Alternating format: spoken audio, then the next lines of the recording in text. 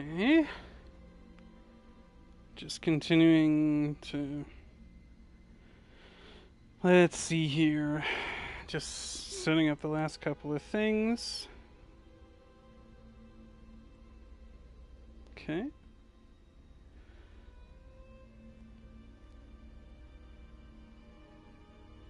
Alright, so... I think we're mostly ready to rock and roll. So the first thing is, this game is just damn motherfucking loud. And every time I try to stream it, it seems like... it's like I do want the audio of the game to be, audible, of course. But I also want to be able to be heard over it. And on this particular platform, it's very difficult to manage those audio levels because you just kind of have to wing it every time. But one thing I've learned is that there is no game that I've tried to stream that's louder than freaking Outlast. So, anyway. So I have the volume, the in-game volume, turned all the way down except for it's one notch above minimum, and at minimum the sound is just off. So this is as low as it can possibly go. Hopefully that'll be good enough. So so that's that. So I guess I'll just give a short little preamble for what I intend here. I've just been playing this game an awful lot, and I don't know. I keep wanting to find new ways to kind of just extend my enjoyment of it, maybe just a little bit longer. So, since I've now beaten the game on the hardest difficulty, which is the one where you have to beat it on the hardest difficulty without dying at all. I thought, well, I just kind of wanted to sort of just sort of present my current sort of playstyle and strategies and stuff for getting through the encounters. I'm not actually going to do insane because there might be certain parts I might actually want to go back and demonstrate a couple of methods or whatever. Just kind of all depends. But I don't know. I just it's like I don't really know what to call it exactly. I just sort of feel like I'd like to stream to my YouTube channel what my current abilities are or whatever, and if at some point in the future I end up being, I don't know, developing more strategies, I can look back and compare or something. I feel the need to justify everything I want to do, I guess. So, at any rate, yeah, like I said, we're gonna do Nightmare, which is exactly the same as Insane, except that I can die. And I'm not gonna I'm not gonna bother to read that stuff, but hang on a second here. Not this. Yes. They're requiring you to make a save file, and apparently that's real special. You're not allowed to see that part. Okay. Just double checking that I'm not muted or something like that. So, there's a part of me that would really like it if I could go through the game, on this difficulty and effortlessly even find all of the collectibles at the same time. That's just I've practiced that a couple of times and I definitely forget them. It's like, so without a guide sitting next to me, which I find, it's okay when I'm playing by myself, but sometimes I feel like pausing all the time to check the guide and make sure stuff can make for a very stop-start sort of stream, and I prefer to focus on playing. So I guess what I'll do is I'll just try to remember all the stuff along the way, but don't hold me to finding every single one of them. I don't know. I just like to find them where I can. Again, there I go with trying to explain everything. Do I need to? I don't know. Maybe not. All right. So of course right at the beginning of the game we're handed our first document. And he does a quick little camera check, also demonstrating that it has night vision. While also showing off the, nice high-resolution textures. Where it's like, ooh, you can actually read his name on the badge. Wow. Alright. So, first things first. I do remember that there's a collectible here.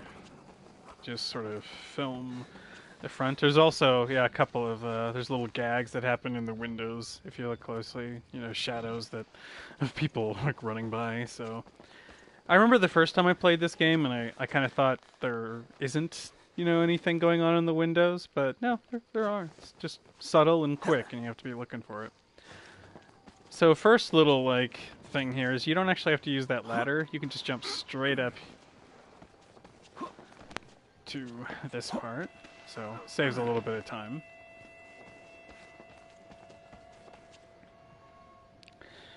Sorry, just a second here.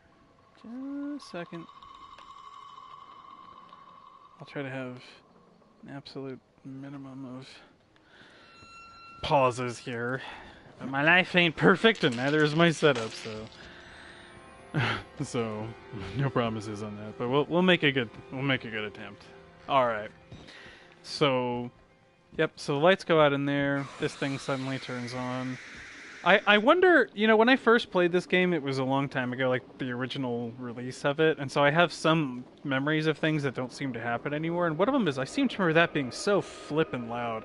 So I wonder if that, first of all, I wonder if I'm right, and if I am, then I guess maybe they changed it at some point, because there was a few QTEs and stuff like that were in the game originally that are no longer there, and a couple of very short sequences that are a little bit different, so, okay. But besides that, right here, this is important to note for your Nightmare or Insane run. This battery right here it's what I call a guarantee battery. It's always there.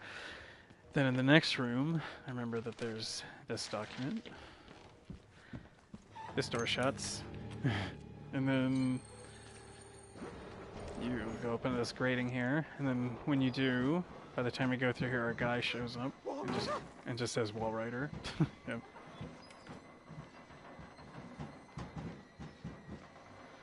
So, of course, this first bit is all about just building up tension and stuff.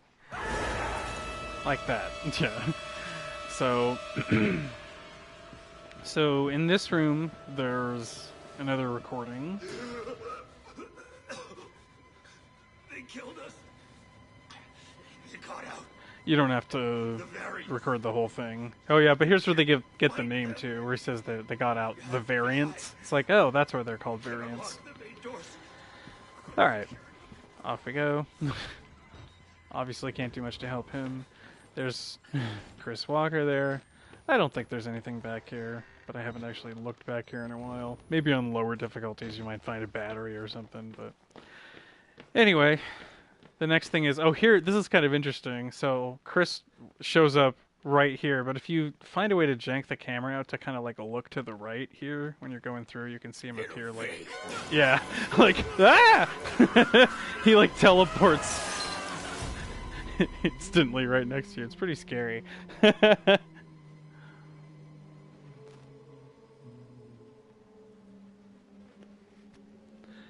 So, thankfully for a game that has a gameplay mode where you have to, beat the whole thing in one sitting without dying, there aren't really all that many, cutscenes or just bits where you have to wait.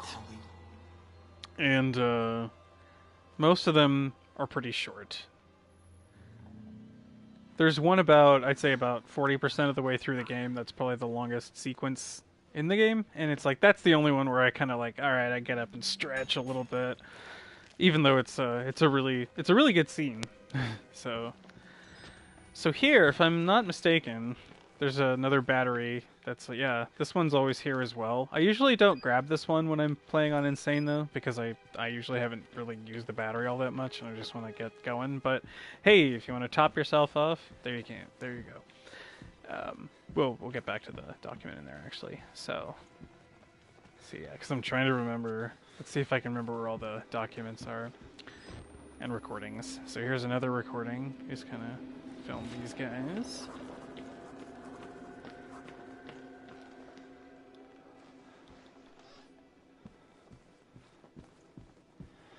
Okay, and then over here is the key card that we need.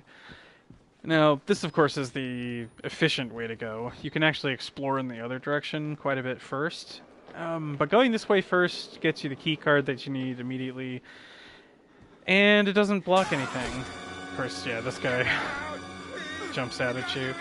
And I'm pretty sure, like, there's a slight, like, reddish kind of, like, bit to his lighting. And I'm pretty sure that that's, like, a simulated subsurface scattering type thing going on. It's actually kind of...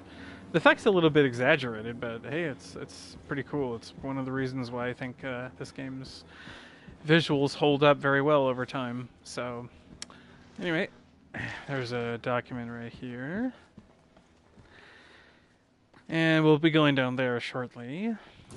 And let's see. Over here, you don't need to worry about that. There's a recording to make here.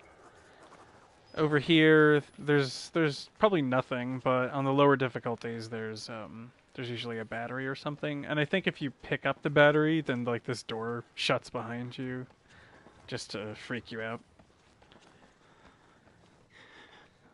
And then over here... Oh, there is a document. Okay, so there's another one in this last room over here. And you can't get in this room, but if you try to, a guy talks to you, I think. Why should we have to pay for it? Why do we have to die? Walker will kill us just for being sick. We're still people. We didn't choose this. Yeah, see? Walker, gee, who could he be talking about? Just a moment. Alright, there we go.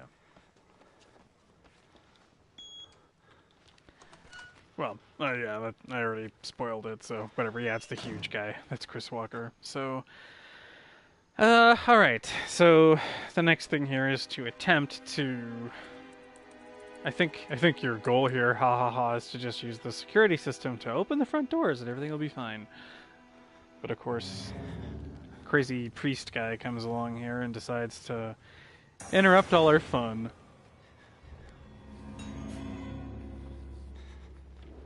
Oh, so here it's ideal to hide in this locker. This is one thing that I on my Twitch channel I've got my first insane run, my first successful insane run anyway, and my first of this game. Oh, hang on real quick. So when he turns away right there, you can actually open the door and just run like that. And yes, he will chase you, but as long as you run down here and don't stop until you're through this little crack here, you'll be fine. Okay, music, calm down. So, I swear, we're fine. In spite of everything the music's trying to do.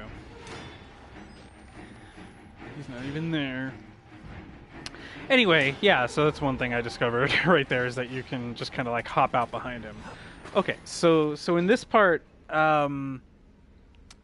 this is one of the few parts where I haven't necessarily nailed down a perfect, super fast strategy. There's always a little bit of variance in it, but I guess we'll just see how it goes the one time. I've just learned a few things that you can kind of push with this encounter, and it seems like, I mean, they're always faster, but I haven't gotten it perfectly ironed out. This is the one thing that maybe I'll look at this later and be like, be happy I found something better. So you can get back out just like that, and I find that just like walking, definitely not running, but walking around here is pretty good for him not hearing you. Oh, but if you do come out here, yeah, okay, so he does kind of go to this lower area rather than just reliably walk up there. But whatever. Just watch out for him, and maybe here I'll run. Let's see, because I don't really mind if he's part of the way back. Like, okay, because I think I might be able to hit this switch, go back, and then make it to the little side room without him noticing me. Ooh, he's a lot closer. So, all right. So here's my BS method. Okay, which involves getting seen. So this is not the fastest way, but this is a safe way, a pretty safe way of doing it. I tried to do this on my insane run, and I kind of botched it. So let's see if I can do this better. So he comes in, like he will usually kind of step in a bit, and you just kind of have to go for it. Oh, see, this time he went straight for the locker. That's actually ideal. That's exactly what you want, because now you know, no one's gonna, he's not gonna catch me. I'm fine. But sometimes he doesn't go that far in. But no matter what, it just behooves you to be on the move already, regardless of what that guy ultimately does. There we go. So that right there, that is how I expected it to go on my insane run. Usually I'm not chased during the second half there, but alright, so at some point, you know, maybe I'll find a foolproof way of doing that whole second part without being seen, but whatever. That is a perfectly viable method, and that's part of the idea of what I want to demonstrate here too, is things that aren't necessarily super difficult to do. I mean, I don't know if any of the strategies I've come up with are quote unquote super difficult. I don't know if I'm like that amazing of a player or whatever. But I do think that some of them are harder than others. You know, there's one in particular. It's the only one that it's like it takes a particular encounter from being like, you know, not really all that scary. There's one kind of iffy part, but it's not that bad. It takes that from being barely iffy to actually a real worry if you go for the fast strategy, because it's kind of an all or nothing thing. I've tried it several times. It seems fairly reliable, but it's like you have to make a particular run, and I'll talk about this when I get there, but you have to make a particular run through the environment, and I found that if I got snagged or caught on anything, even for like the briefest of moments, I was just screwed. Oh, I already realized I already missed a recording because you're supposed to film Chris Walker when he comes in the locker. I forgot about that. Yeah, see, I'm already missing recordings. But anyway, because there's one in here, and then this door. If you walk over here to the door, a guy will eventually come and open it. So. Boom. Alright, so in this area in particular, this is just mostly just scare gags. Like these two guys talking about how much they want to kill and eat you. This guy, you know, you look like you've seen a ghost. And this other guy just bashing his head on stuff. I don't really think there's too much to find here, so I mean, there's definitely some fun gags to look at, and if I were showing this game at a slower pace without just kind of talking about strategy all the time. Oh, here's a very quick recording, which is lovely. I'm pretty sure, right? Not that I want to watch this. Yeah. Yeah. What the fuck is the matter with you? That's a perfectly reasonable question. Nope, can't go anywhere over there. So again, mostly more scare gags here.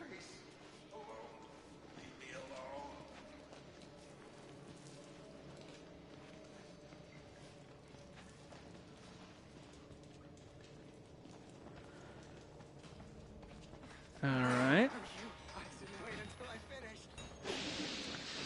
So, yeah, pretty sure there's nothing else to find there. Yeah, I don't think, again, I'm pretty sure there's no documents or anything like that. Not that I'm already not doing 100%, like, because there's certain things that as I play, it's actually just, it's faster and safer to skip certain recordings, I'm realizing. Okay, so here, obviously there was that document there, but here, what you want to do, and this is something I forgot to do on my insane run, Thankfully, it worked out anyway. But you want to go ahead and open this door ahead of time. There's nothing else in there, but it's possible for this guy that's going to chase you here in a second. It's possible that he will be so close behind you that you won't have enough time to open and shut the door while he's chasing you. So this guy has a great line. Yeah, I'd like you to stay quiet. And he won't bother you for a while. So, and right there, that is a guaranteed battery. That battery is always there. So, and it turns out that if you're not using the camera, or rather, I guess, overusing it, we could say, then the 2 battery limit on Nightmare and Insane really isn't that bad. So, okay, so here, the deal is you want to wait just a second to make sure that that guy's chasing you, because if he doesn't chase you, then you'll just be running away and nothing will happen and you'll still need him to get away. I don't know if...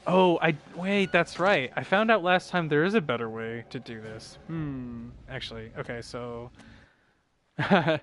Here, this is exactly what I was talking about before. I might actually want to jump out and restart an encounter if I do something wrong. Right, because the way I was just doing it, that is...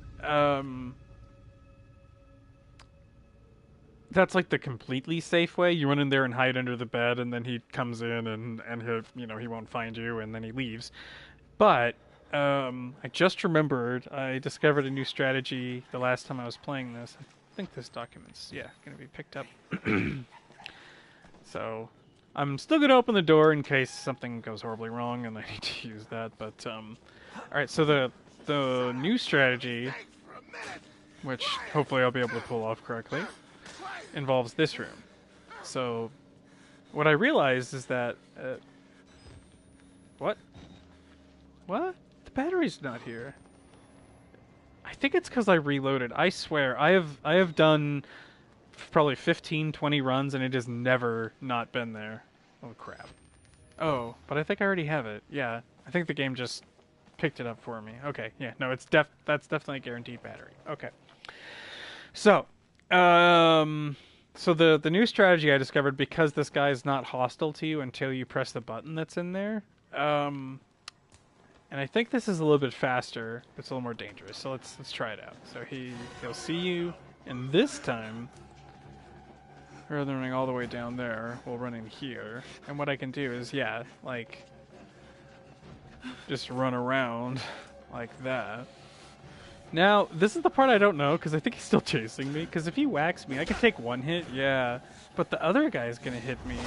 Ooh. Okay, so maybe that's not a viable strategy. Okay.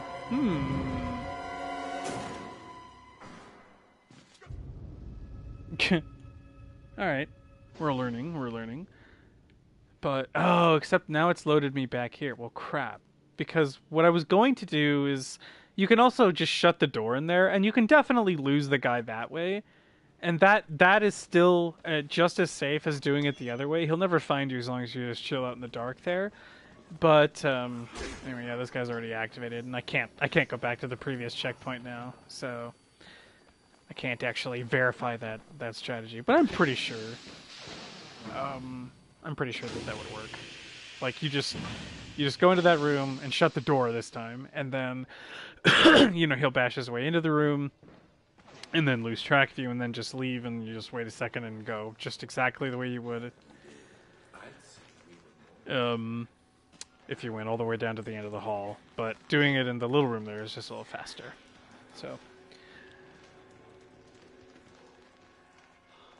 So, and that would be, if there was some way that I could actually get away from him in that room, I guess I could have tried closing the door on him when I left. I thought about that, but that's really risky, and he was like right behind me. So, so right here there's a recording. You can watch Chris behead that guy. He's basically just doing the exact same animation that he does when he kills you, in the same way.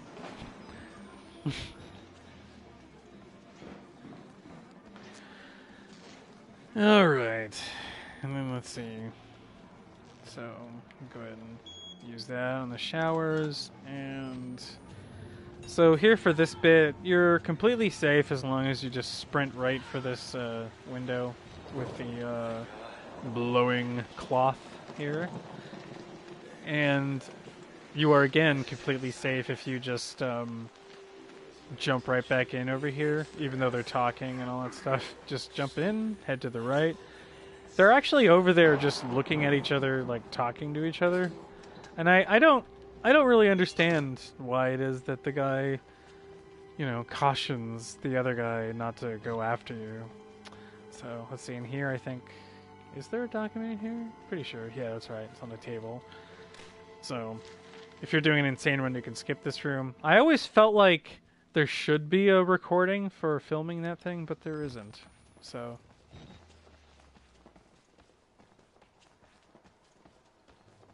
alright, then over here, opening that door is good for later, but we can just open that door. You don't even need to shut that, because it'll shut itself, but whatever. So you press this button, and I think, what is it? Yeah, Chris comes in, right, and then he starts breaking his way in through the window, and all the other doors in there kind of like lock on you, which is why you have to use this vent, and that's also why I like opening that door in advance. Because then that way you can just sprint straight through here and then get blown over here. Alright, so here's another spot that this part is definitely like I'd say pretty difficult on a first time playthrough before you're, you know, extremely familiar with all the mechanics the way I am. And here's a part where I've kind of even figured out an even faster strategy than what I was using for my insane run. So, and what that is it takes Chris a little while to actually get down here, right? So if you just kind of go in here, I mean, you can actually keep walking all the way around there, but I find that being in here is pretty good because he will pretty much always, yeah, just walk right past there. And even just like that, you're plenty of time to get up and just start running. And yeah, like, I guess before I played this difficulty, I sort of assumed that because it's the hardest difficulty and people like extremely hard things that I tend not to, I figured that, man, this is, you know, they're probably going to have like instant reflexes on everything and all that kind of stuff. But it's like, no, like it's actually pretty fair. They're pretty fair to you, even on Nightmare. So that's good. All right, so boo. And let's see. So this area has some stuff, but we don't really need to worry about batteries or anything for a little while. And the room that has oh, see, like right here, this is a gag that changed. Originally, you knock the guy, like the player character knocks the guy over the railing there, but they changed it so that the other prisoner does. And I guess they just didn't want the player to be directly responsible for hurting someone like that, which seems a little strange. Like, I'm not sure anyone would have felt all that bad about it. I mean, it would have it happened really quickly. So, anyway. So I was gonna say the document here is kind of hard to miss because it's in this like fully lit room. So you just go in there, and then here, there's not much you want to do except there's a dangerous guy that comes out of one of those. So, well, that was a mistake. Great. Well, now he might be loose, and he might give me a good smack, but you can survive a hit from him. Weird. I don't think I've ever missed that spot that I was supposed to stand before. Wow. Alright, let's see. Is he out? Nope, there he is. So come on, don't do that. Thank you.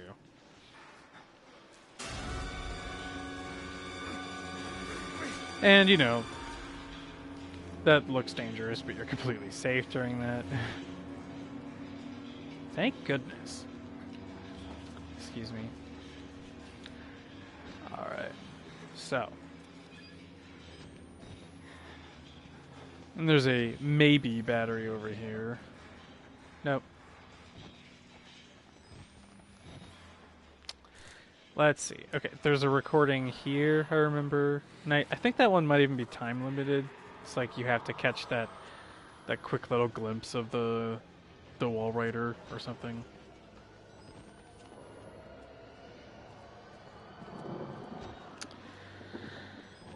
Ah, yes. And then this part where it's like I mean, I've heard water rushing through pipes that sounds like, you know, screaming or this horrible high-pitched noise, kind of like what you get down here. So I always thought that was a good idea. Oh, except they're not playing it this time. Usually I mean, what we're hearing now is the soundtrack. That's different. Usually the pipes themselves are making that sound. Huh.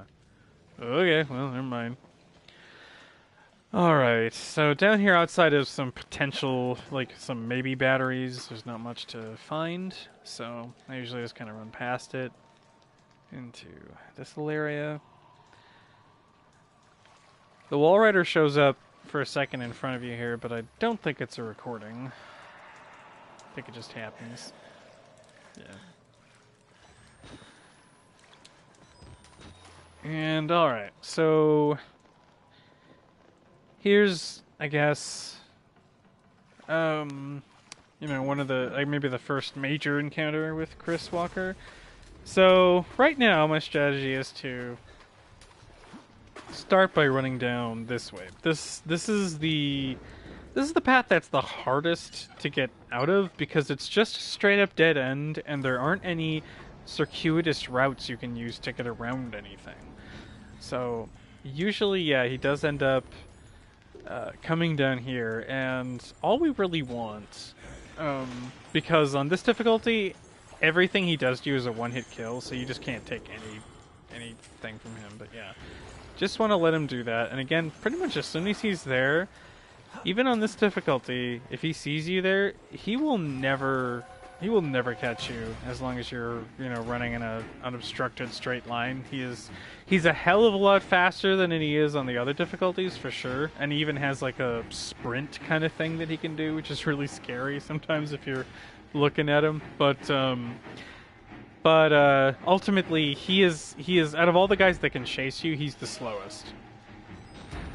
Ooh, and I just remembered a strategy I just discovered a little bit ago that completely eliminates an encounter that could really be really irritating, actually. And it's like, I'm sure these are known strategies, but everything, part of why I wanted to document this is that everything I know about how to play this game, I've just discovered myself. I haven't watched any other videos or whatever, so, you know, and I think a lot of what I've found is pretty viable, even for people who just wanted to, you know, just want to get the trophy in the easiest way possible and don't enjoy sussing out all of the strategies themselves the way I have. So, and that's partially what I think this is useful for too. Okay, so I paused here because I just wanted to explain the way this part goes. You can actually control where Chris Walker appears, and so I've discovered that if you go this way and just make him show up and walk towards you, like in this direction, like that.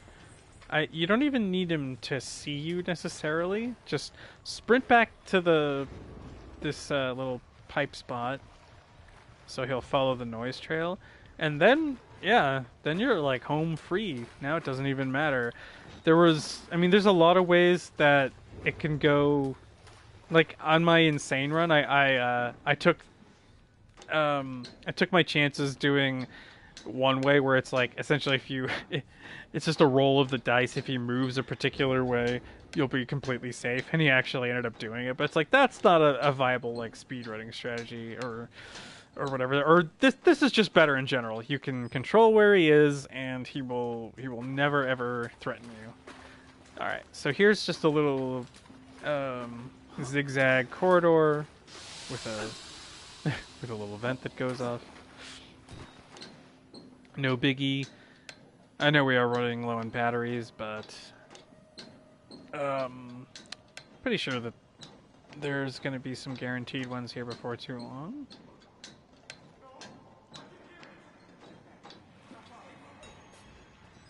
Yep. Alright, so pretty sure there are no documents or recordings in that area back there. Ah, yes, here's a guaranteed battery. I always forget exactly where this spot is, but there we go. So there's always one next to that guy. Anyway. And over here is a recording. You don't have to be scared of me. I can tell we're the same. I like this guy. Still know it's real. The doctor's dead. You know that, right? Dr. Verity. He died before he even started working here. What kind of experiments does a dead doctor perform on living patients? That's the question. There we go. Yeah, that one is, you obviously have to record the whole thing, and there's like a slight delay at the end there, but as long as you're patient, it'll all work out. Alright. So, let's see. There's a body there. Again, having now played this game all the way through dozens of times, you get really used to all the different gags that they set up. So there's nothing to do here. Like that door makes some scary sounds, but don't really need to worry about that. Your goal is just to get into this passageway and creep along.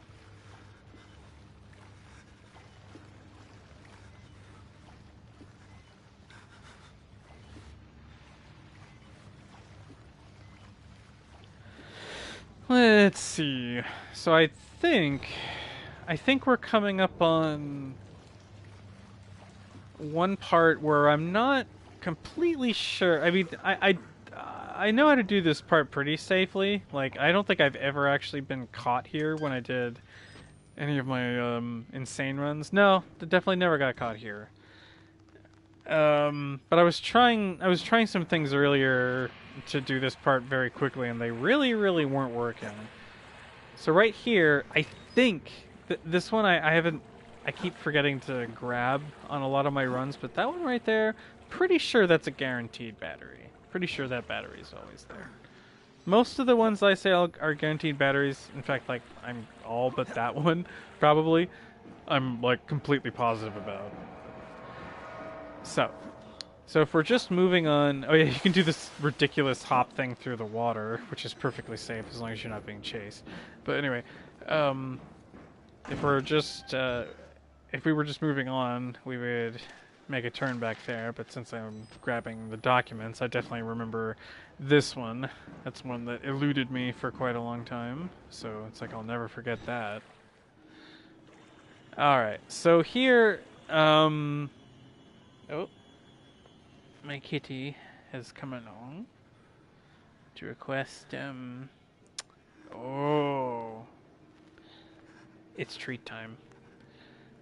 You know what, I really do need to take care of that, but so this will be just a minute. I'll be right back.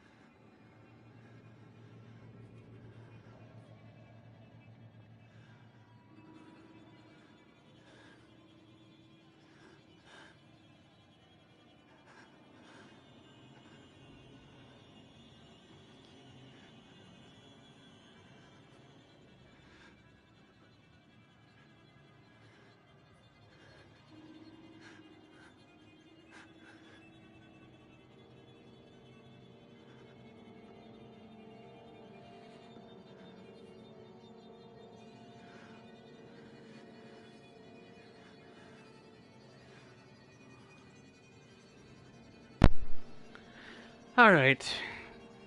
The cat should now be sated, and I won't have to suddenly jump up and do something else in the middle of this reasonably difficult segment. Okay, so Chris Walker, in this area, you know, I haven't looked at the level data or anything, but it seems like he spawns in this area pretty much right next to the spot that you need to go. And this was my dilemma when I was trying to do this in an excessively speedy fashion, as I was like, you just kind of need to take some time to walk slowly around here to lure him away from where you want to go. So, to that end, so like, so because my, I might as well just show, like, so I was going ahead and just trying the stupid jumpy method like this. Oop, and there he is right ahead of me. And it's like, because you can really get around pretty quick. As long as he's not sprinting towards you. Oh.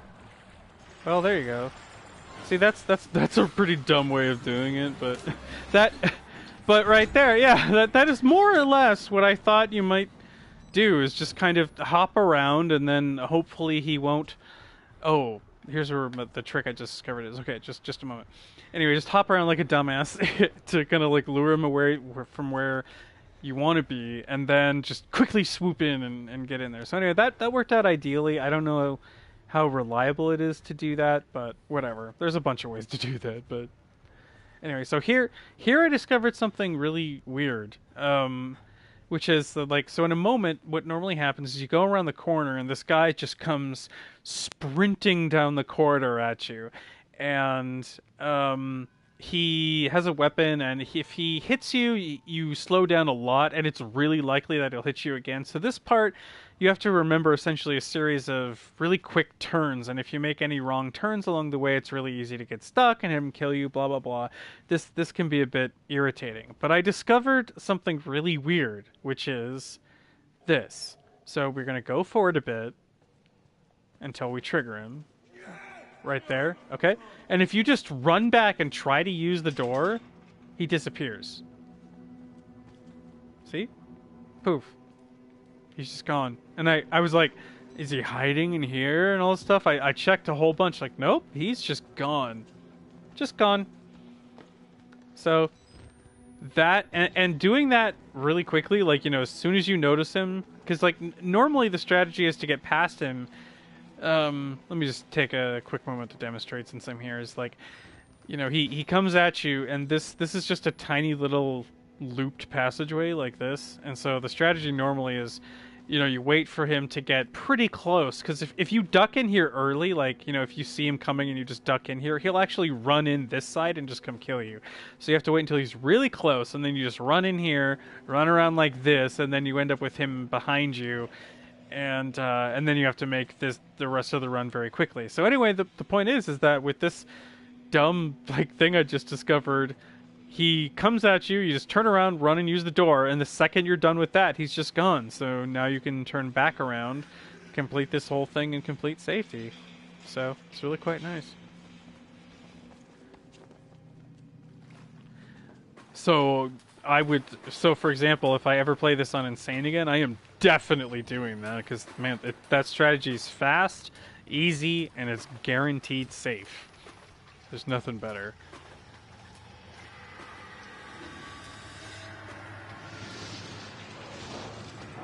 Okay. So, let's see, I do remember there is a recording over here of, like, all these bodies in here. And I especially like this one guy here. Dude. What a drag.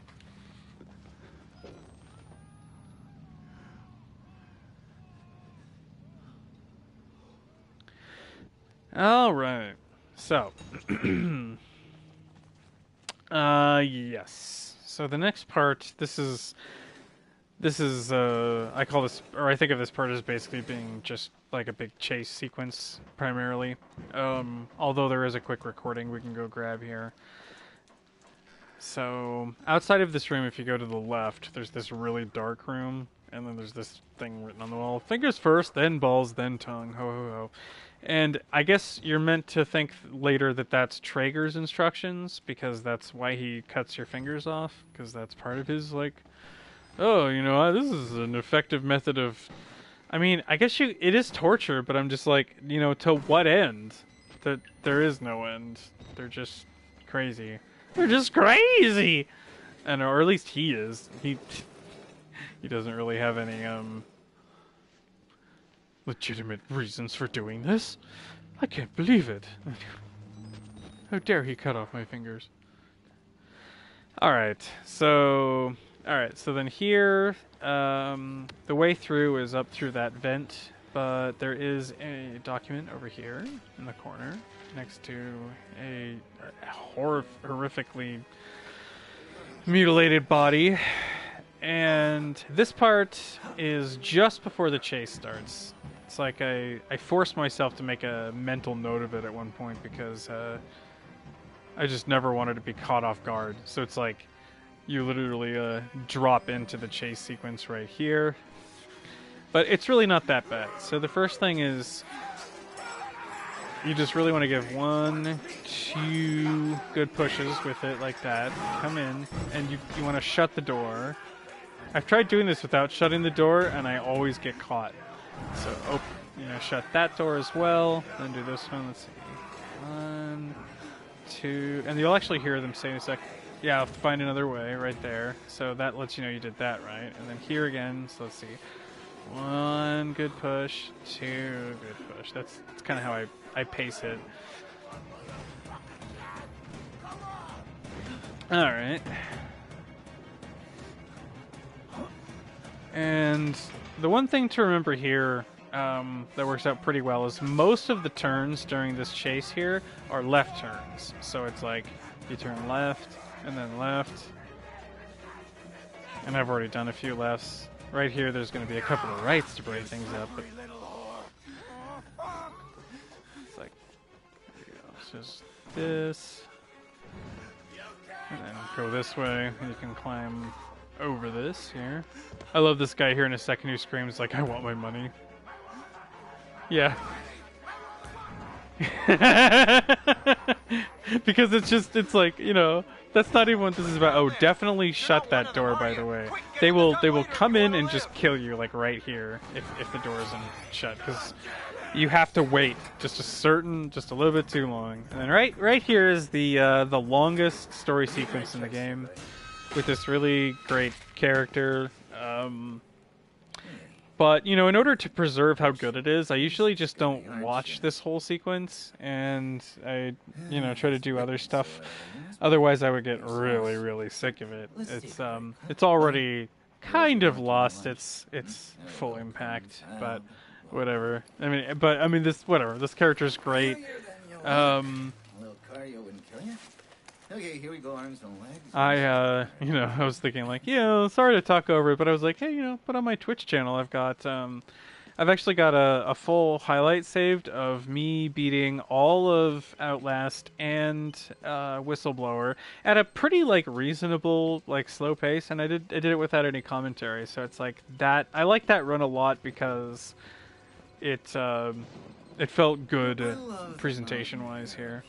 So sometimes when I'm playing, I like to just present things, or sometimes I don't know. I have slightly different motivations for what it is that I'm trying to do. So that ended up being that's a pretty good run for showing someone what the game is actually like without necessarily having me talking over it. I always hear that you are free to look around, so you can look down and realize that he's basically not wearing anything, which is kind of funny. They do reveal it to you in obvious fashion here in a second anyway.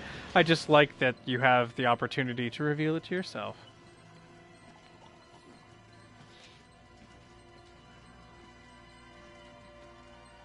Couple of fun lines here.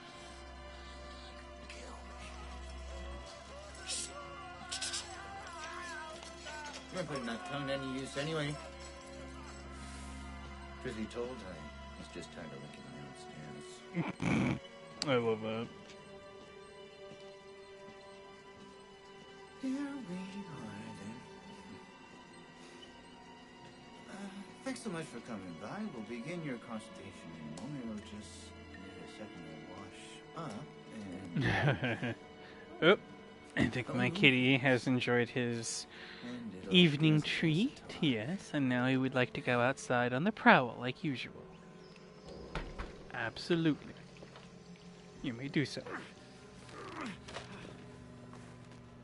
I'm a bit worried. Go on, kitty. How much time Don't worry, I'll leave the light on for you. I know Hopefully that mean old kitty... Oops, and I just turned the light off. No, I will leave the light on for you. And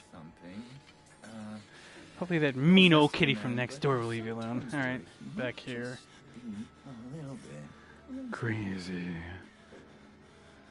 It's understandable when people get scared. There's like to turn to God as anything else. And God died with the gold standard.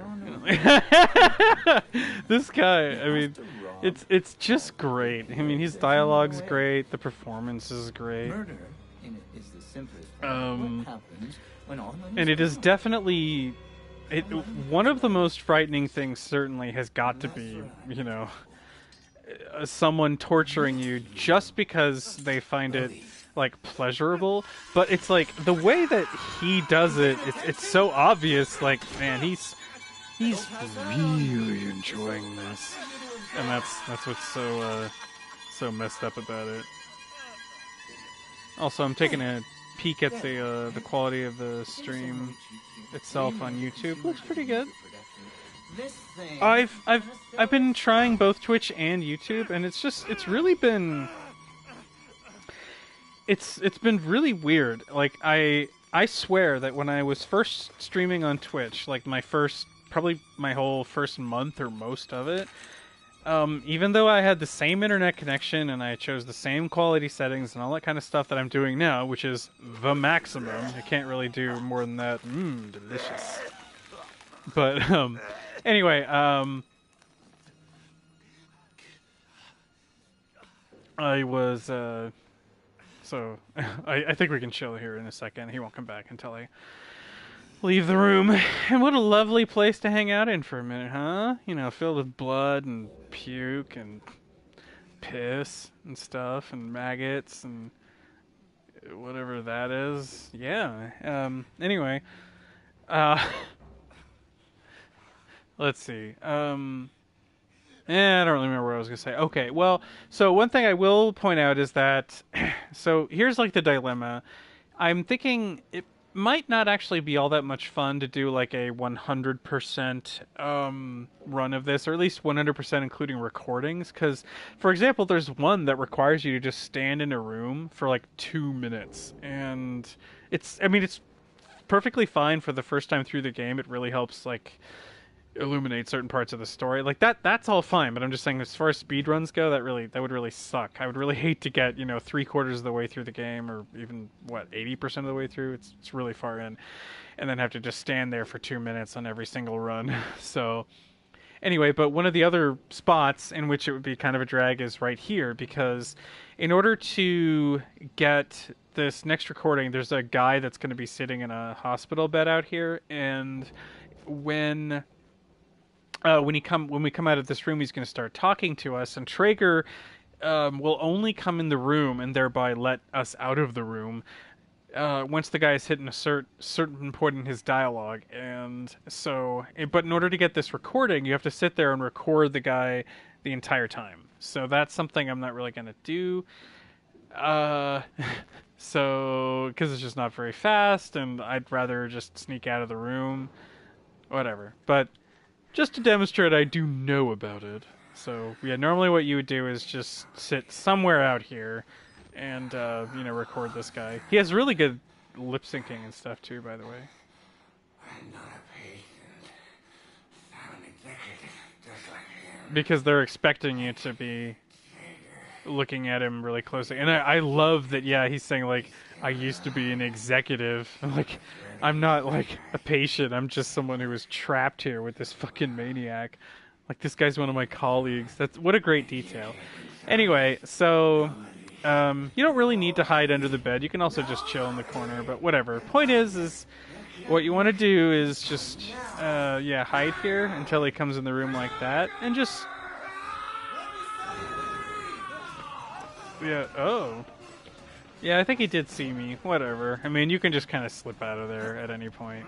Whether or not he sees you there doesn't really matter. As long as you had enough of a lead towards the door, you'll be fine. Don't worry about that. Okay, so the next thing here is, this is pretty important for the end part of this, in case you screw it up. But I always push that out of the way and open the door. Okay, so this next part can be really tricky. And I've had it go wrong um, in really unexpected ways before. So I'm gonna try to just not have that happen. Okay, so here we go. What the first thing we're gonna do is, as soon as we start walking down this hall, Traeger's going to appear, and there's a very short window of time to do this. So you kind of have to like hug the left wall and immediately slip into this room over here. There he is. And then, in order to get through here quickly enough, you need to go under that bed and then out the other side like that. And if you go near this guy, he'll start yelling. And right there, I've changed my strategy a bit to run out of the room once that guy starts yelling. Because, like, one time I got caught leaving the room just walking. Okay, and then here, this guy will also, I think, start making noise if you get too close to him. I discovered that the hard way on my insane run. But anyway, as you can see, I'm making a continuous path. As long as you kind of follow that route that I just did, and you don't stop anywhere along the way, I've never had a problem getting to this spot right here and having enough time to push that thing out of the way. And then you're again, it's smooth sailing because you just run straight down, straight down that hallway and up here into the vent. And thankfully now there's only one part of this encounter that's left. And so I always remember that when I get here that this was one of the hardest places in the game for me. Here's a document, by the way.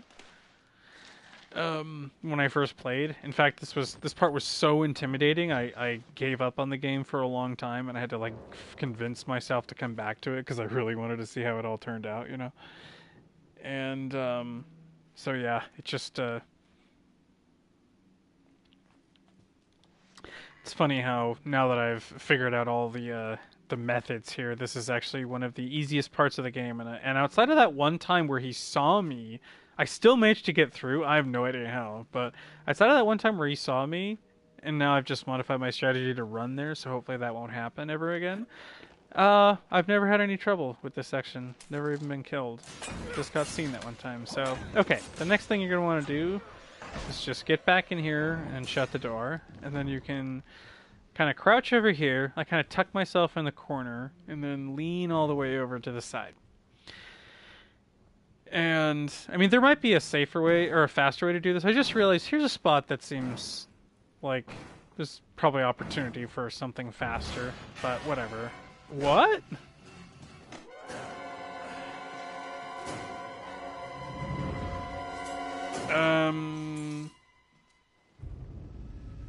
Interesting. That is really baffling. I've never been seen. I mean, I used to hide on this side, but I've tried hiding on this side too, and it's never been problematic. Wow, that's weird. Maybe I was leaning too far in this direction or something. Here, let me just lean this way. Maybe not lean at all. Maybe I'll just sit here. There we go. Yeah. Whatever. Just. Whoa. That makes a horrible sound. But yeah, you can just get up and run. Oh no, but see, now that I've died, here's the issue. This door will not be shut again.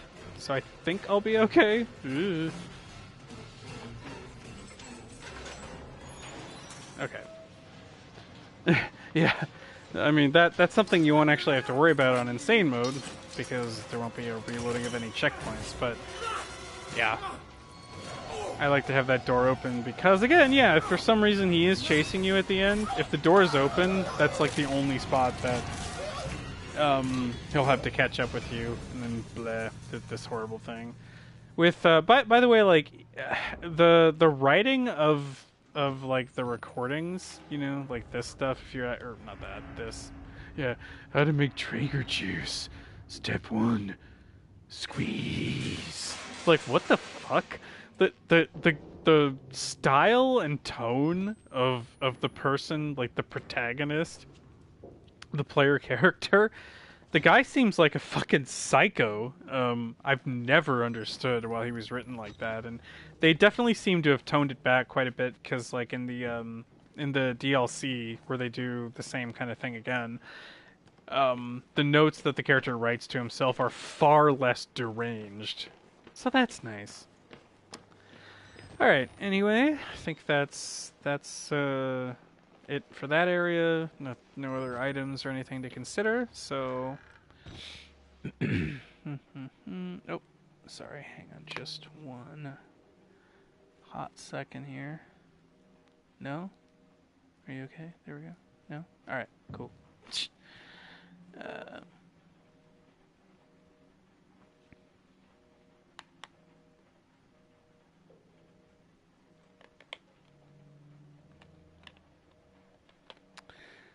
Sorry, I've got this really ridiculous kind of ghetto setup here, and things keep falling over, so I have to reset things occasionally.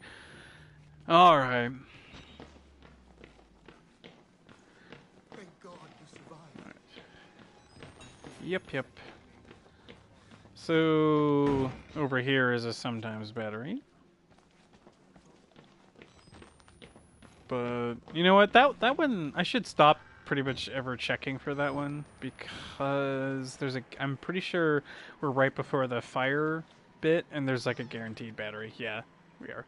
There's a guaranteed battery coming right up, so there's no need to even look, because there's always a battery right here. So, I'm not sure, I don't know, again, because I haven't looked at any guides or anything, but I sort of wonder if the guides are written in such a way as to acknowledge that even on the hardest difficulty, there are some batteries that are always there. It's not completely random. It's like, or if it is, it's like, well, it's happened to me like 15 times in a row. Anyway, so here is another recording. This one's not too bad. Turned us into these things because nobody cares. Or at least, it doesn't take too much time to get, so I'll just let it burn. I'll just demonstrate. Burn the whole goddamn thing down. Get out. Yep. Interesting little scene too. And also, of note to nerds like me, this is one of the only places in the entire game that has any sort of frame rate issue, likely because of all the overlapping transparencies. So yeah, it's like if you look right here, it's like but whatever. I mean, that hardly matters. Okay, so here, this part here, if you're trying to go the fastest way possible, it's actually kind of dangerous. Oh, and there's also there's a note you can find over here before we proceed.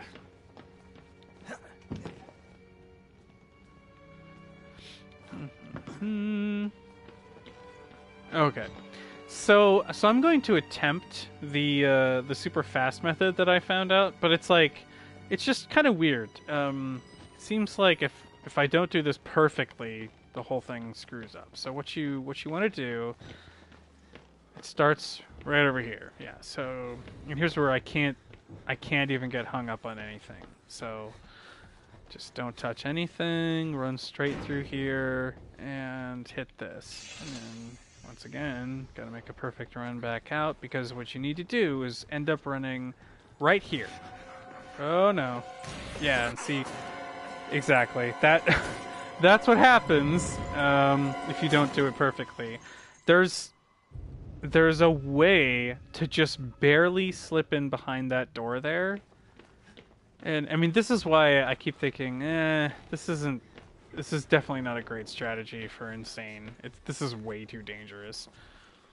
But I'm going to attempt it again so at least I can show you what it would look like. I kind of got hung up on a couple of things, so... Oops. Oh! Yeah, see right there? That is kind of what you want. You want them to sort of... Okay, well, maybe not.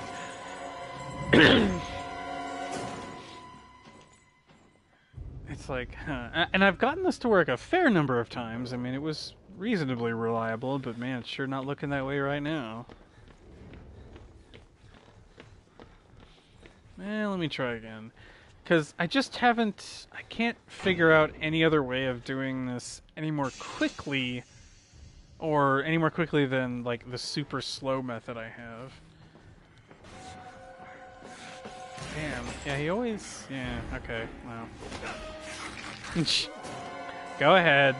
Take my head. I know you're very, very proud of it. Huh. That's weird. I was able to pull this off, only, like, failing maybe, like, once. But now it's just not wanting to work at all. I mean, we can shut the door, right? And I guess we can see what happens with that. Because, like, if I try running out now... Like, obviously we need him to break through them now, so we have to wait a little bit. And he just saw me anyway.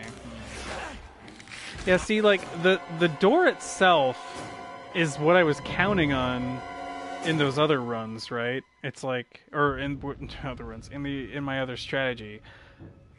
Because it provides just a little bit of occlusion, but it's like, as you can see, either this is a half-decent strategy, but you have to be just extremely precise, and my precision is just not that high right now, or this is actually a very crappy strategy, and I was extremely lucky before. I don't know.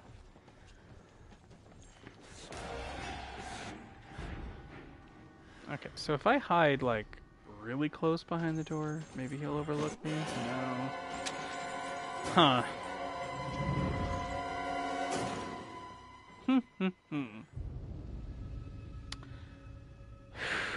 Well, I guess I'm gonna have to... I'm gonna maybe improvise a bit here, because I would like to figure out something faster than the strategy... Oops, great.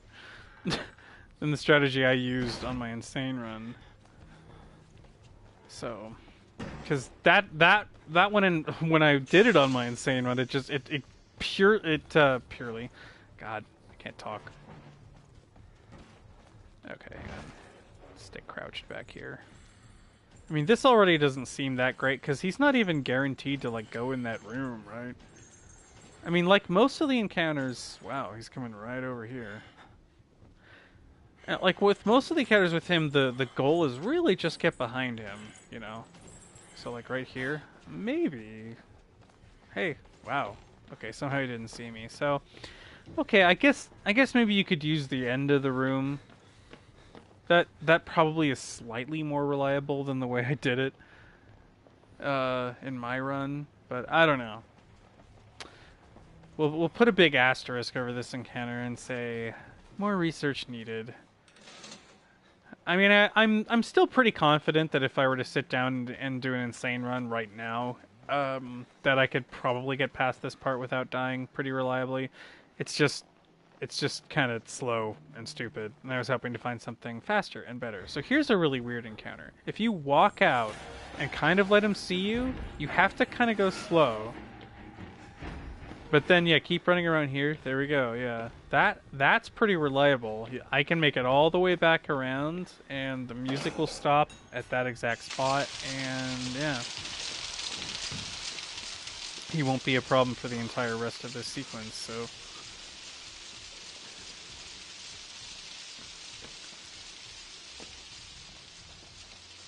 It's kind of weird how he always loses track of you there. Here's the crazy loading guy. This guy is really just here to ensure that the doors are shut and locked behind you, because the game's about to do some loading, and it's just one of those things where when it drops you into the new level, that level has a tiny chunk of the previous level, and it's good to have some reason why you can't just go all the way back. The doors are locked for whatever reason, who cares?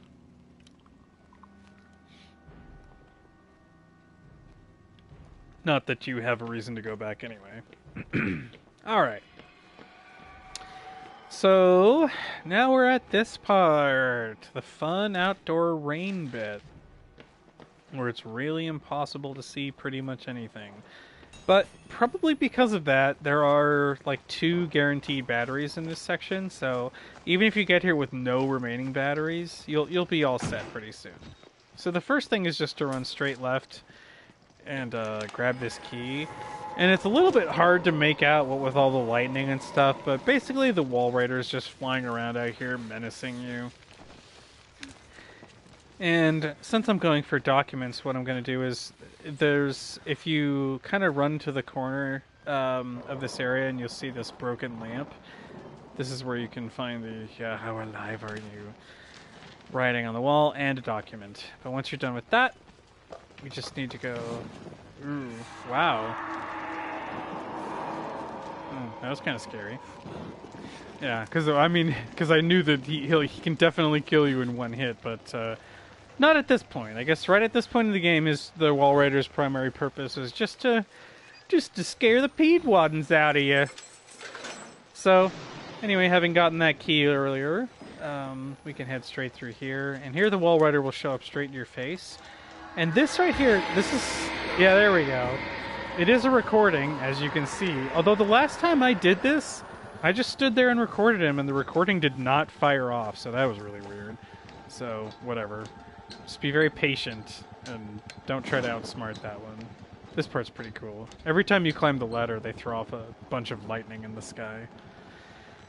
Alright, so this part, yes, really damn dark, and I just used a battery, but we're also about to come across our first guaranteed battery, right next to my favorite, one of these guys, who's just sitting out here in the rain, and in my opinion, enjoying it. So right next to him's a battery. Always remember to pick that up. We can keep along our merry way here. You know, here's another thing too, where I guess I'll, might as well just say it and jinx myself, but it's like I can imagine that falling during these platforming segments on an insane run, that would definitely really suck. But that never actually happened to me. I mean, the controls are pretty solid. Every time I died was because there was some part of my strategy that wasn't very effective. As opposed to the controls fucking up on me or whatever. There's a sometimes battery there. It's not really worth checking. I don't know why I did. I just always want it for some reason, even though it's like, I can't even carry any more batteries right now. Stop being so greedy. You'll be fine. Alright, so then this part is just kind of like you're caged in for a little bit, and there's 3 guys that talk to you. There we go. That's the second one, and here's the third guy. Alright. So right up here is another guaranteed battery. So when you come up to this spot, you can kind of go to the left here. And that guy says bleed for me, which is great. But anyway, you can just reload your battery and grab another one next to him. And come back the way that we came here. This part is, it's pretty linear, even though it's like pitch black. And, oh yeah, when you get close to this particular rip in the fence, there'll be a quick level transition again. And there will be an encounter with Chris Walker that should be a pretty straightforward. Like, I've never actually even had him see me during this part. As long as you just kind of creep along in this direction and don't really run, because I think he does start pretty close to right here. The only lit area, where you definitely want to go. And he will, especially on this difficulty, he will come up to you pretty damn quick, if you're running on this difficulty. So, oh yeah, so coming along here, during this next part, I've figured out a much better way of handling this little chase with Chris Walker. So it involves, well, we kind of saw it illuminated for a moment there by the lightning. I'm just going to save some battery while I continue to sidle along here. There we go. But it involves using this thing here in the middle to kind of guide us. So again, I'm always looking for strategies that will keep me from dying. So here, really all you need to do is, like, you'll see him kind of pop up right there, and then just turn around, and then you can actually just kind of run pretty tightly around this thing. Hopefully I won't make a liar. But yeah, see, it's like, and he's really far away now. You can almost hear him in the distance. But yeah, that method's very effective. It gets him really quite far behind you, and yeah, all that kind of fun stuff. So, over here is another recording. The blood pool. And over here, this is one I keep forgetting to check. So I haven't checked this one on every single one of my runs like I have with most of my guaranteed batteries, but I'm pretty sure that's a guaranteed one over there too. So yeah, there's like 3 during this section. So you're in good shape. You're in good shape. All right. Cruising right along. Let's see. Yeah, okay. This next part, wow, another battery. I'm not even gonna bother with that one, but that's a maybe. That one is only there sometimes, and for some reason they decided to give it to me, even though I don't need it. Okay, so this upcoming encounter is, in my experience, the single most unpredictable encounter in the game. Oh, and there's a recording here. Blah, blah, blah. Oh, and you know what? I think I might have already missed another recording. I always miss this one. There's one somewhere. Maybe I haven't. Maybe I'll still be able to find it later, but whatever. There's one somewhere where, like, you open a door in some kitchen somewhere and you can find a thing with some fingers in it, and it's, I don't know if it's implied that they might be your fingers. But anyway, there's a recording there, and that's one of the more elusive ones I always forget. So, okay. So this area has a lot of kind of like twists and turns and different areas you can go, but for the most part, pretty sure there's just like back, like all the way in the corner here, yeah, all the way back here is a document, and I kind of want to say that's it. Yeah, because right there in that direction with Mr. Creepy Guy, that's the way forward. Let me just kind of double check here. I don't really remember what's in here. Toilets! Exclusive feature on my channel, toilets. No. Anyway, so that guy will not harm you for now. But let's see. Alright, so coming out here, gosh. Is there a document or nah? Just I think this is a sometimes battery, not a guaranteed battery. I don't know. They're kind of giving me a lot of batteries for some reason. I'm embarrassed. Oh right, but definitely down here. This is an optional area that just has a document, and there's like a creepy guy in the corner, and he comes after you as soon as you grab that. So definitely just pick it up and be on your merry little way.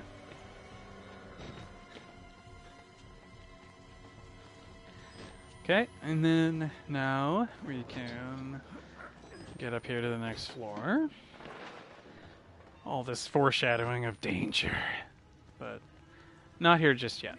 So, yep.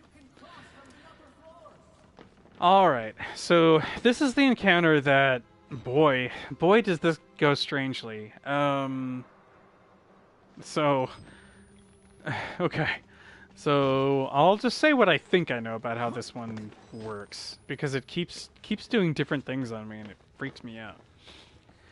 So, the first thing is, if I go in here and I grab this fuse, and I run to the door, the guy just doesn't show up sometimes. But if I walk to the door, like what I just did, yeah, he's pretty reliable, like that. And then when he runs in, just run right back out behind him.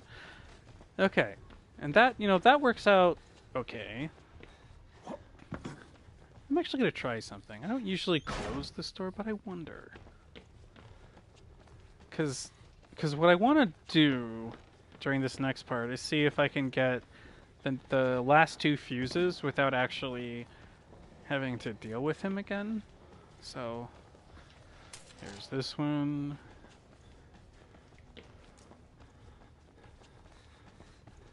And what we want, I mean, it's kind of dangerous, but we can take one hit from the guy, right? So what we want is if we're going to run into him anywhere, just run away from that guy and he won't get you. But the other guy, I want to run into him somewhere where I could reasonably get around him, right? But see, there we go. I usually run into him right there, and that's not good. So anyway, this is no longer necessarily a perfectly viable speedy strategy, but here's if this happens. This I think is a good way to deal with it. So he'll obviously break his way in. Ooh, okay. Ah! Oh, and he decided to come right up to me. Wow! And didn't hit me somehow. Okay. I didn't realize that was actually possible to avoid getting hit, but whatever. I mean, you can use the closed doors to get away from people. I think we all know that. So, and that door does look broken off back there. But you know what's weird is I've done this whole thing. Oh right, that doesn't even work. You have to go down below. But I've done this whole thing before without closing this door, and he, doesn't break it off, and yet he's still in the same spot. I was hoping that by shutting the door, I would slightly alter where he would be, put him in a better place to get past him. I guess what we'll say is with this one as well, more research needed. But at least, that's something to work on. So, a viable strategy for making it through alive. Alright, so the next part here is that guy over there will be dangerous now once you grab the key. So you just kind of, want to go right past him, one smooth motion, and just run straight back up here. And you won't have any trouble with that guy. And now, finally having obtained the key, we can go up here.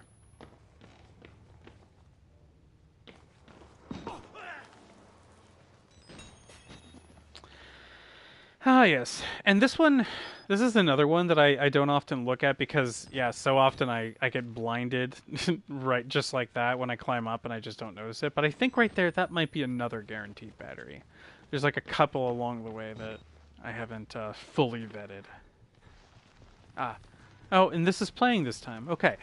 The last, 3 or 4 times I've gotten this far in the game, this little bit with the guy down below trying to break into that door there has just not played. So it's interesting. There are certain little triggered sequences that don't happen, I guess, when you're speedrunning sometimes. Okay, so here's a fun little gag. The floor is actually going to break out, and you can see mostly where the edges of it are. So, but if you make a kind of, a crazy little running jump... Oh, I missed it. The last 3 times I got it. Bugger. Oh well. But if you do something very similar to that, you can actually just jump across and land right here, and then continue on your way. I might need to devise some sort of visual cue for that to find the an exact spot to jump, so that won't happen again. Alright, and then so in here, in this room, as I recall, way back in the corner, there is a document.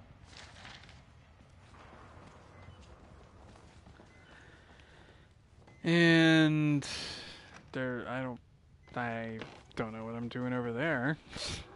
Wall writer goes off to the right here, which takes you to this room where you get a recording. And this one actually does say something kind of interesting. It says, "I recognize the handwriting. Father Martin killed a man here. Are the lies he's talking about all the files missing from these boxes? The facts? The records? They look like government agency material, at least 30 years old, probably older." I start thinking MK Ultra, CIA, mind control, okay, blah, blah. But I like the implication here that it's like, it's just kind of this macabre scene, but the writing on the wall doesn't actually help you understand anything. So it's like, what lies are you talking about here, dude? It's not really helping, so... It's like one of the few documents that he, or the few recording notes that he makes that actually makes sense to me. So, okay. So here is probably, one of the more dangerous encounters with these two, the two crazy naked guys. But the thing about them is that they're actually probably the least threatening enemies you ever face, especially since here, this is very reliable. They both come along and walk down the two passages, and they follow the path pretty tightly, you know, so if you're just kind of out of the way, they'll never see you. And then you can just, yeah, scoot along right past them, and it's not that big a deal. Yeah, one time I got over there where he is. We'll get there eventually, and his model was still there. I think that's actually in my my kind of like slower paced Nightmare run that I did on Twitch. It was really cool. I liked that his model got stuck there because then I could look at it up close and give him a kiss. So all right, here's the famous moment where we lose our precious camera. I like how with the animation there they made it land like right on the front lens. That's just probably where it got the big crack in it. So I also really like that right there they have a guy walking in, which is really, it's like really stressful on top of the floor breaking and losing the camera and like everything's just going wrong. Oh my god. But then there's just no guy down here. It's one of the things that I didn't even think about the first time. You're probably just sort of happy that nobody came out of the woodwork. But okay, right there's another guaranteed battery, so it's really good to pick it up. And let's see, as I recall, I don't think there's any notes or recording. Well, obviously no recordings since you don't have the camera, but I don't think there's anything to find during this part because they probably want you to stay focused on getting the camera back. So, Booga. Yep. We're just gonna keep going right along here. And into this area. And I always try to make sure the camera's battery is decently loaded before I get to this part. You can stand like right here and reload it, but you know, I like to be prepared. So anyway, once again, there's a lot of left turns to be made during this chase sequence, which isn't really all that bad. Most of the places you need to go are well lit, so as long as you follow the light, you'll be all set. Okay.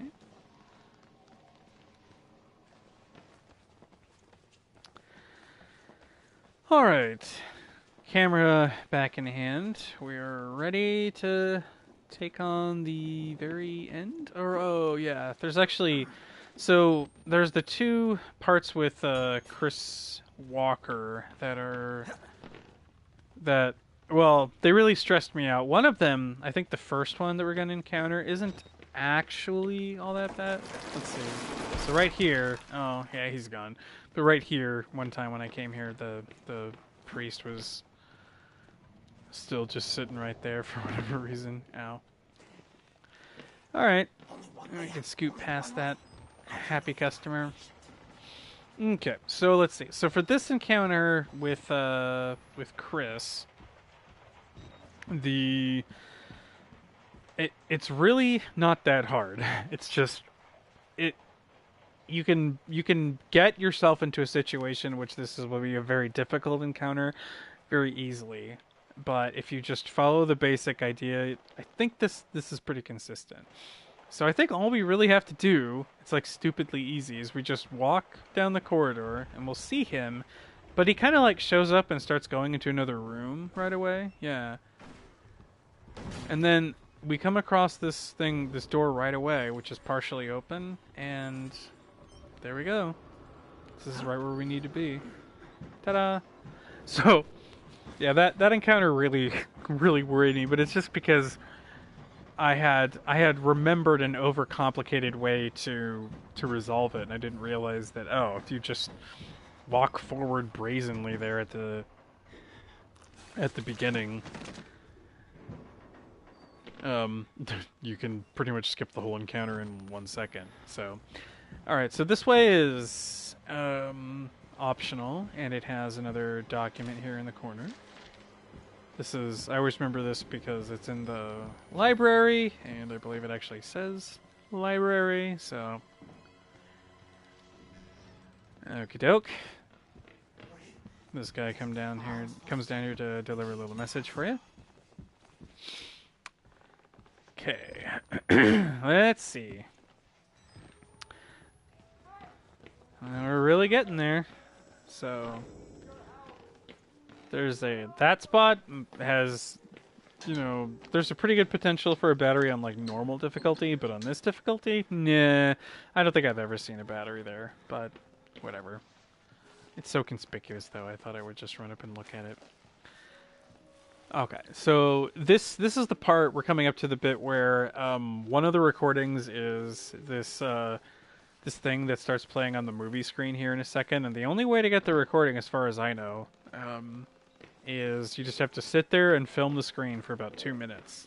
And again, I actually do recommend it if you're getting immersed in the game and you want to really understand all the stuff in the world. You should definitely get all of them and try to understand and interpret the stuff it says. But again, for speedrunning purposes, or even just right now, I don't really feel like sitting in here and waiting. So boom, there it starts, and yeah, you just sit here, point your camera at the screen, and chill out for a while. But let's see. Yeah, okay.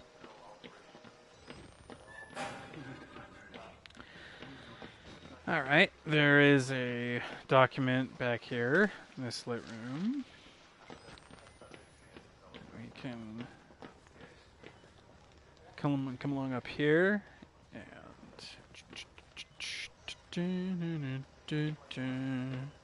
try to go through this door, which that guy just, makes a face at you. But that is what you're supposed to do, because you have to turn around and come back, and this guy kind of opens the door for you. Alright, and now we do a little more sidling. But there's at least some lights in here, so don't have to use the camera's battery. Okay, so what's about to happen here is I'm gonna get a key, and we're gonna have to make it past one of those crazy naked guys one more time. But this one, I just tried the last time I played this. I tried to do my slightly riskier strategy, but I think it's pretty safe. You basically just need to kind of like hurry up and hide right next to the door. I mean, and it's like pitch black. I don't think you'll see me. I think it's probably pretty reliable. So it's like, yeah, see right here he starts breaking through, but just get over here and crouch. Takes him a few hits. Yeah, and see, he just goes that way. And there's no reason to linger, even if he sees you. I don't even think those guys will ever, like, run or anything. There's the other guy, by the way, over here. I didn't notice that he was sitting out here waiting for you for the longest time.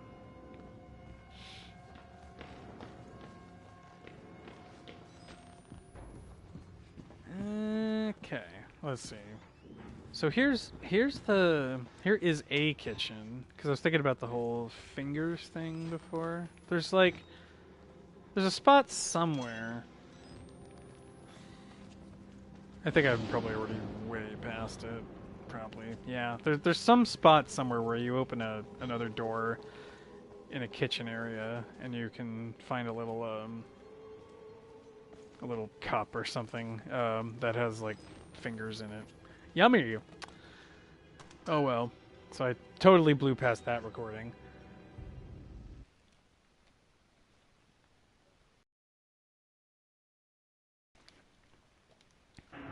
Okie doke. So, oh, thanks, camera. Let's see, where the hell am I now? Oh, right, okay. So I think we're at the point with the praying guys, so that means there's a recording right here. This guy's praying to the static on the TV. And in along here, we've got There is a document and a guaranteed battery. So I think the document is... actually, I think it's 329, is it? Yeah. So it's the one that's kind of like kitty corner. It's on the opposite side corner, whatever, of this one where you want to go. But before we leave, the guaranteed battery is all the way down here at the end.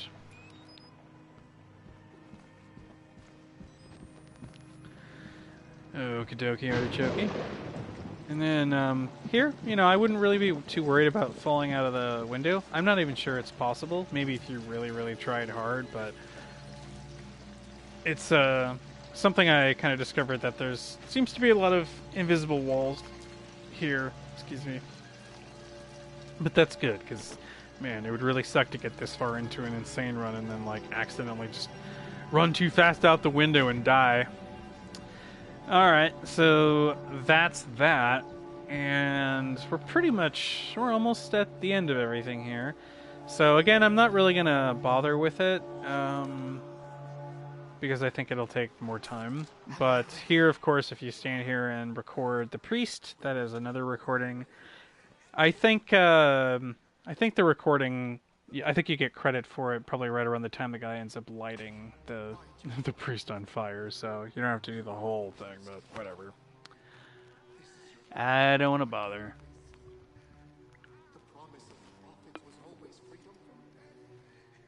So yeah, so for whatever reason,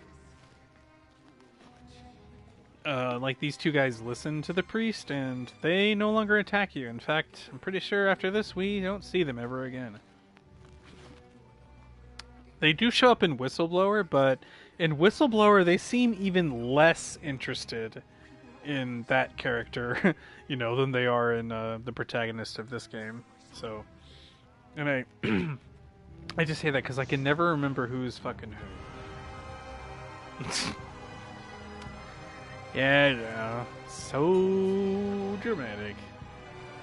I mean, actually, no, this is a good scene, don't get me wrong. Okay, so right here is one of the more anxiety-provoking encounters, certainly, for an insane run, because as soon as you drop down here, you are thrown into an encounter with Chris Walker. So, and my strategy, this one might be...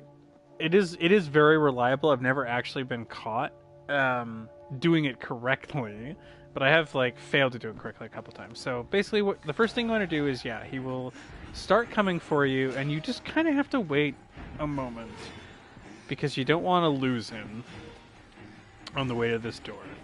Oops, almost fucked that up.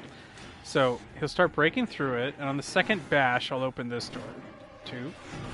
And then you have to wait for him to actually, turn, like, see, like, what we just saw there where he turns and, like, actually starts coming at me inside the room. If you don't actually wait long enough for him to do that, then he'll just spin around in place and go straight out the same door he just broke through and just totally kill you. So anyway, yep. Right there, it's the timing's a little tight, but again, he's the slowest guy in the game, even on this difficulty. So as long as you just keep moving, you'll be fine. All right, and so yeah, now we're really just to the very end and the final encounters with the Wall Rider and stuff. So down here, I definitely have a foolproof strategy for a part that killed me the most number of times when I was doing my insane runs. I mean, yeah, it really sucked. I got killed by the Wall Rider at this point coming up after the big long speech by the old dude. I got killed by him twice in a row in the same play session, and I just decided, you know what, like, I'm done with this. I need to... First of all, I clearly need a better strategy, which I now have. But also, man, that sucked. Going through like 90 minutes of game. So, alright, here's a recording here. You just kind of gotta film this room. There's a short clip of how this room got this way at the beginning of the game that the priest shows you. Yep, there's another document there behind the counter. A little bit of a dark area here. And so at this point, I don't actually know if I don't think there are any more guaranteed batteries at this point. In fact, I don't think I even usually pick up a battery. You only really need a few seconds of battery life here at this point. So if you have pretty much anything, you're fine. Let's see. There is a document in here, and then all the way at the end of this long corridor, we've got something else. Oh, actually, it just occurred to me, because I haven't done this in a while. Is this a recording? Like filming over here? No, it almost seems like it should be. Because, first of all, the time of day is kind of surprising. It's like, oh, I didn't realize the sun was out to that degree. And also, didn't we just take an elevator way the fuck down? It's like, and that's like, that leads straight outside. It's like, huh.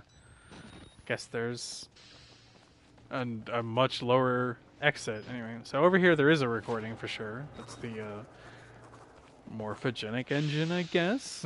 I mean, I'm sure it's just gobbledygook or some other mathematical formula that's actually not significant or whatever. But alright, so over here, as soon as the lights start freaking out, that's when you immediately want to turn around and run back this way. And here, the wall rider will do the one and only good thing that it ever does for you, which is take care of mean old Chris for you.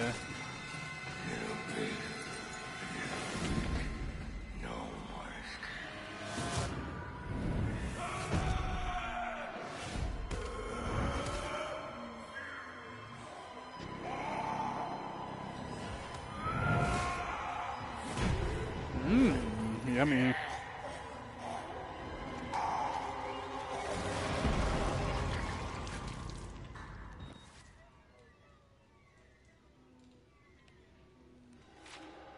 Okay, well, that was fun. Sorry, I had to get up for one moment, which is not ideal because this is right before the big long conversation that I'd like to get out of the way. Damn it. Come on. Come on. Do what I tell you. Okay. Alright, yes, and it faces you in the right direction immediately after that. And this door opens, and yes, this guy gives you his whole spiel. So here's the kind of like funny thing about this too. You would really think that out of all the things in the game that definitely count as recordings, you know, this entire sequence would be one of them, but it's not. It's like there's no credit for recording this guy. Very strange. But so one of the little details that I like is that there are these, you know, assault rifles or, you know, assault rifles here, and you might think, oh man, why didn't he take one of those to defend himself against the, you know, soldiers or whatever? Not that would have worked, but anyway, point is I like the detail that they're actually like they're broken, you know, they're completely fucked. And also, as you've noticed here, you can get blood on your shoes and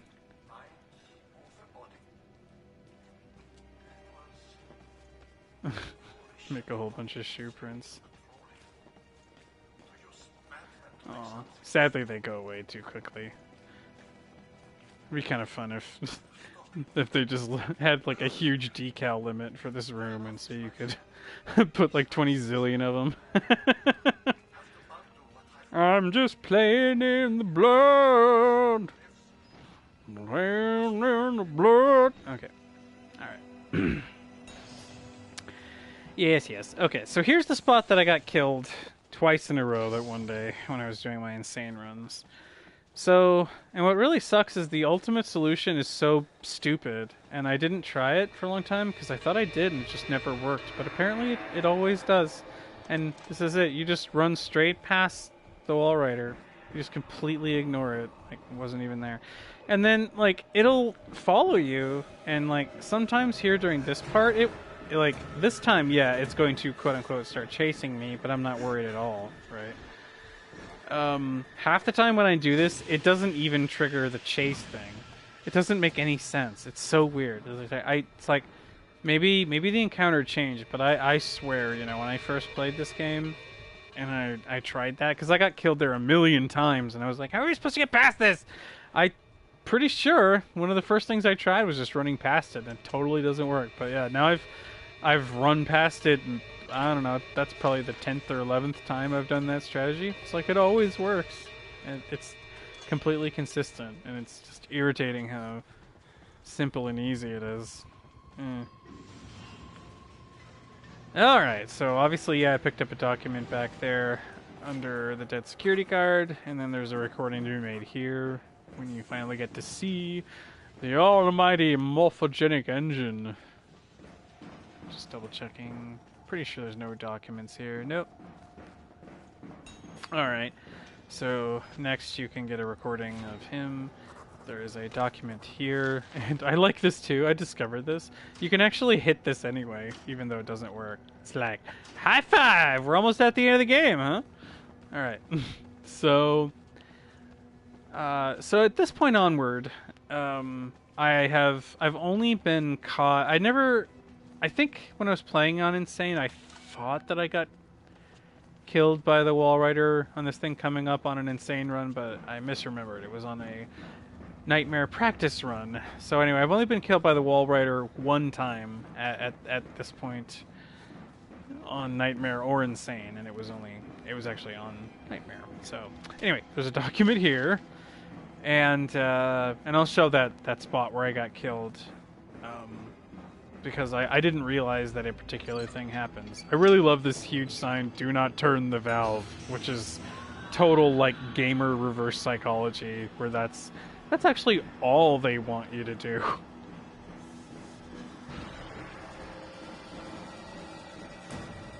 Alrighty, so right here, I mean, I really don't know. I haven't really hung around too long to see how the wall rider chases you during this part, but it never really seems to have a chance. So even though the music continues apace the whole time here, I'm not really worried about it. I'm even kind of checking behind myself to see. Nope.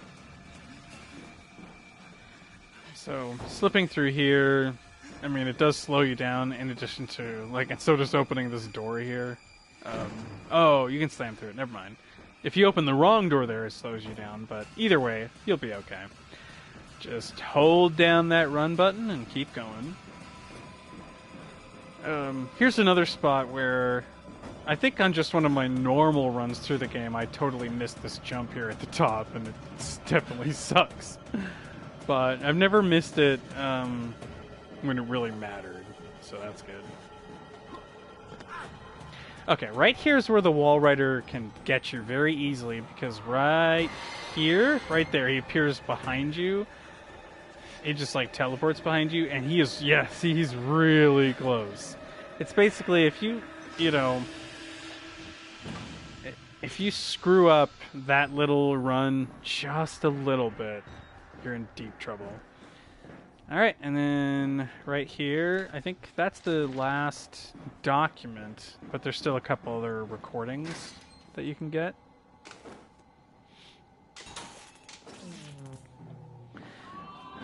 Okay.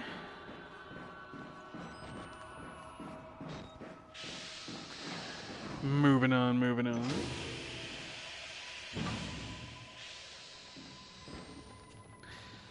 So, and I tried this last time just for fun, but, so of course the wall rider catches you when you try to make this jump back. And so because of that, I just tried, hey, let's just not even jump. I'm just gonna fall off. And he actually, so when you do it that way, to me it feels a lot more like, hey, he's saving my life. I mean, kind of painfully, but whatever. So, anyway, once again, here's the final run to the final button. I've never been caught here. I've never even really felt like I was all that close to getting caught here. If the route was longer and more fraught, more perilous, I think I'd be more nervous, but nah, works out just fine. So now we can high-five the machine for real. And yeah, this note here is pretty much, or do you get a note for this? Whatever. This part's all scripted. That's the point.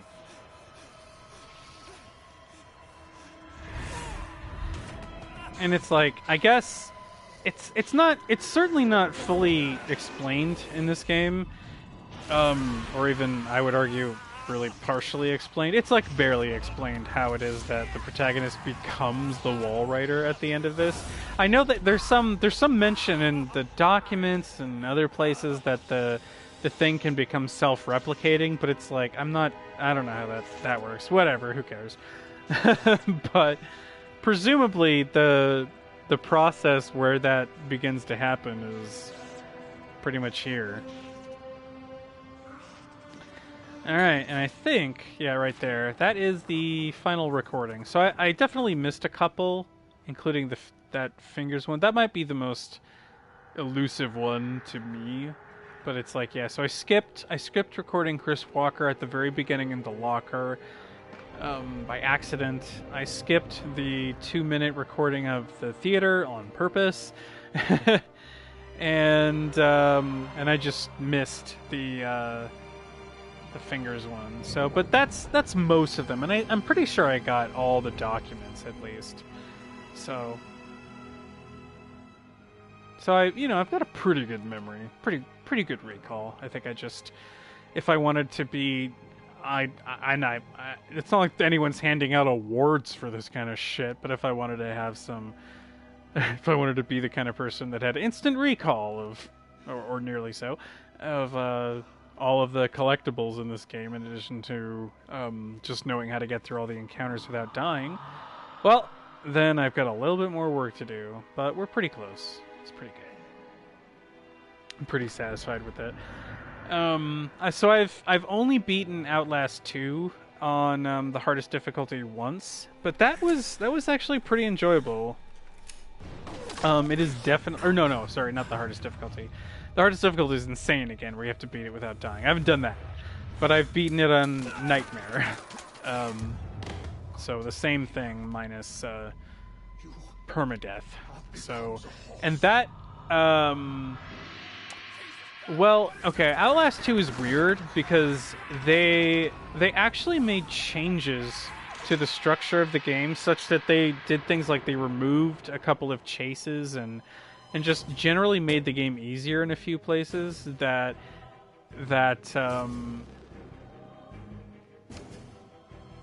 it's just like, I don't know, mandatory, right? Like, you can't get those chases back by playing on the hardest difficulty. They're still missing. So I played through Outlast 2 in its original incarnation, when it first came out. So I have actually beaten the game with like the absolutely insane amount of chases in there, and but I do kind of wish that they had at least left them in there for Nightmare mode. That would have been a fun little bonus, actually, to have. Like, you could have seen it as that mode has extra chases. So it's just it's a very strange design decision that they made to just completely remove a couple of the chases, including like one of them is actually one of the more interesting moments in the whole game, and it turns a particular part of the game, like, essentially at the end of the game there used to be a chase,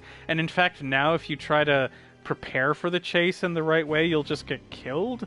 But if you instead try to just brazenly like open the door and like run off, the chase just doesn't happen and nothing happens. It's like, oh well. Anyway, whatever. That's the sequel.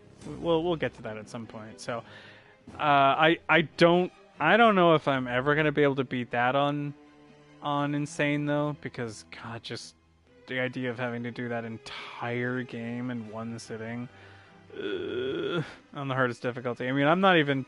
I am nowhere near as practiced with the sequel as I am with this. So, anyway.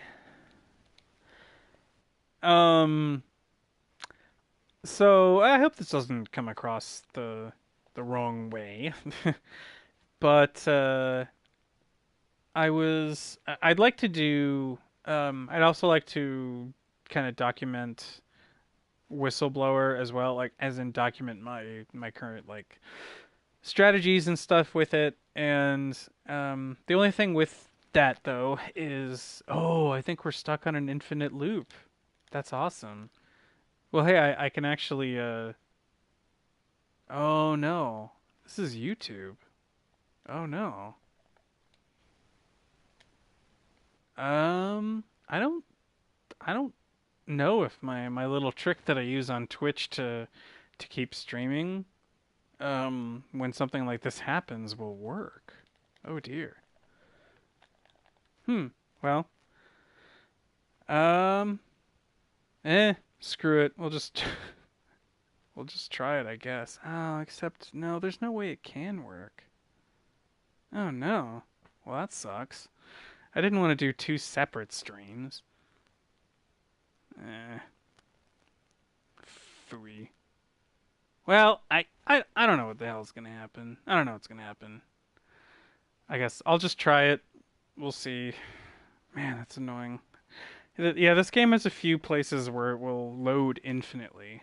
And unfortunately, after you beat the game and watch the credits is one of them. So, all right, let me try my dumb little trick and we'll see what happens.